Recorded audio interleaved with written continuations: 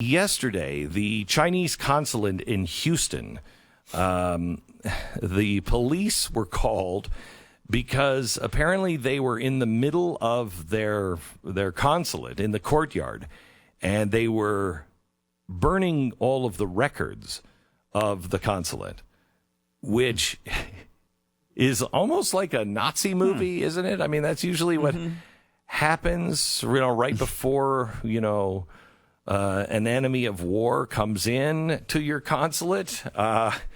Things are getting a little spooky, I think, honestly, with China. The United States has abruptly ordered China to cease all operations and events at its consulate in Houston.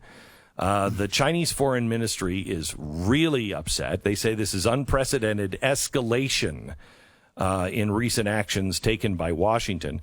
The State Department said they directed it to close in order to protect American intellectual property and Americans' private information, but they didn't say what prompted it. Wasn't it just a couple of days ago, though, that they announced that they had caught China trying to hack in and take all of the research for the new virus inoculation that we're working on?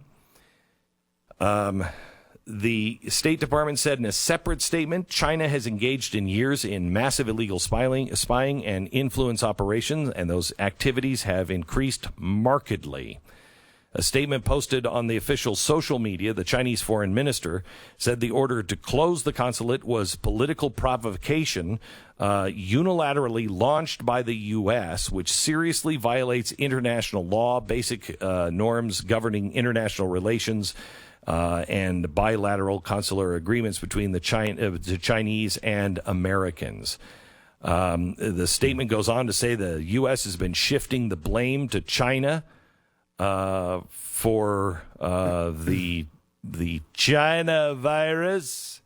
They said they have tried to stigmatize and have performed unwarranted attacks against Chinese social system, harassing Chinese diplomat and staff in the U.S., intimidating and interrogating Chinese students and confiscating their personal electronic devices, even detaining them without cause. I mean, China is talking to us about detaining people? Amazing.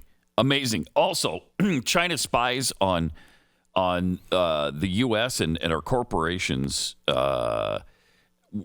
with absolute abandon. Oh. So if we're trying to stop a little bit of that, wouldn't that be a refreshing change of pace?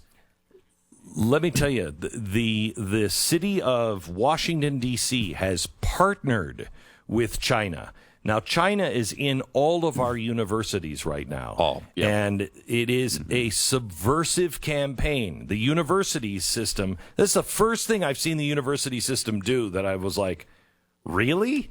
They're okay with shutting all this down? It's massive corruption and an influence campaign throughout all of our universities. And a lot of them have stopped this because, quite honestly, a lot of the professors are being arrested for taking money from the Chinese and smuggling information out of those universities and getting them to China. But some of our cities are actually involved. Washington, D.C. is one of them that has taken money and is taking all of this propaganda and putting it into the school districts of Washington, D.C. There's another story that came out yesterday about China. They have ordered Christians to take down all religious symbols, including crosses, crucifixes, and images of Jesus Christ, and ordered them to replace them with pictures of communist leaders. Where's that been done before? Yeah, I was just going to say, I remember that. That's right. Remember, it was Adolf Hitler. Oh, that's right. That did exactly the same thing.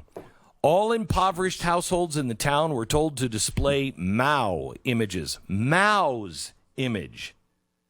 The government is trying to eliminate the Christian belief and wants to become God instead of Jesus. Officials said that those who were receiving financial assistance from the government would have to take down their religious symbols and replace them with portraits of Chairman Mao and President Xi Jinping. If they refused to do so, they would face the loss of their welfare benefits. One villager recounted that officials tore down the Christian images in his home and replaced them with a portrait of Mao. So if your church is not enough, they are going into the houses of anyone who is getting any kind of help from the government and taking down all of their religious